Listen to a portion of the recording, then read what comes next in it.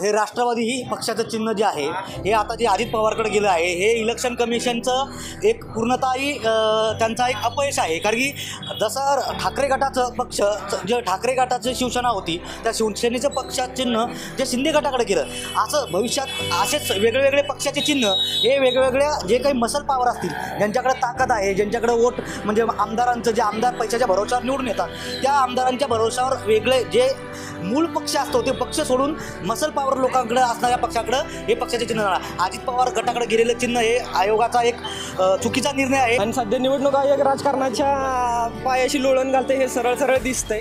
पण ह्याचा शरद पवारांच्या कारकिर्दीवरती किंवा त्या शरद पवारांच्या पक्षावरती काही परिणाम होईल असं मला वाटत नाही.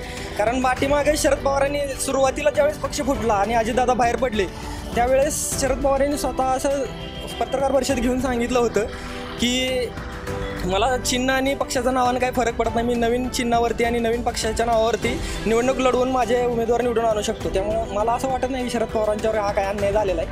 आणि राजकारणात पुढं जायचं सगळ्यांना हक्क आहे आणि ते आपापल्या परीनं ते प्रयत्न करत असतात. चिन्ह वाटप जे काय झालेलं आहे हे सरकारचं खूप चुकीचं झालं आहे. मुळात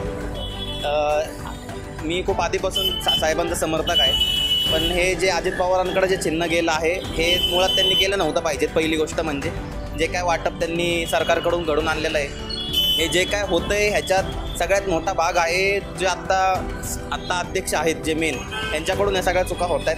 चुका असं म्हणणार नाही, हे खूप आधीपासूनच हे सगळ्या गोष्टी ठरलेल्या होत्या. परिस्थितीजन्य आणि हा काही वैश्विक असू शकत नाही. आणि माझ्या मते हे पवार साहेबांकडेच चिन्ह पाहिजे होतं. कारण पक्षाची जी स्थापना केली आणि त्याचा जो प्रचार प्रसार जो केला आणि जो पक्ष उदयास आला आणि जो डेव्हलप झाला तो पवार साहेबांमुळे झाला आहे. हे बाकीचे जे लोक आहेत ते नंतर आलेले आहेत किंवा नवीन आहेत अजून.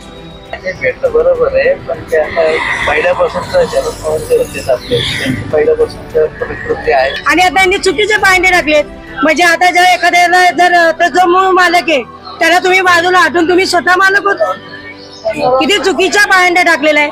आणि राजकारण आता याच्यापेक्षा खालच्या लेवलवरती येणार आहे का तर सगळे स्वायत्त आपली जी संस्था आहेत, निवडणूक आयोग असू दे, सीबीआय असू दे, ईडी असू दे, सगळे आपल्या ताब्यात ठेवून जसं मनमानी कारभार चालणार आहे.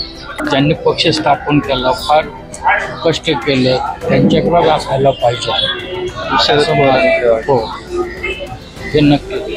अजित पवारने चुकीचं केलं आणि तसं नाही म्हणतात, पण ते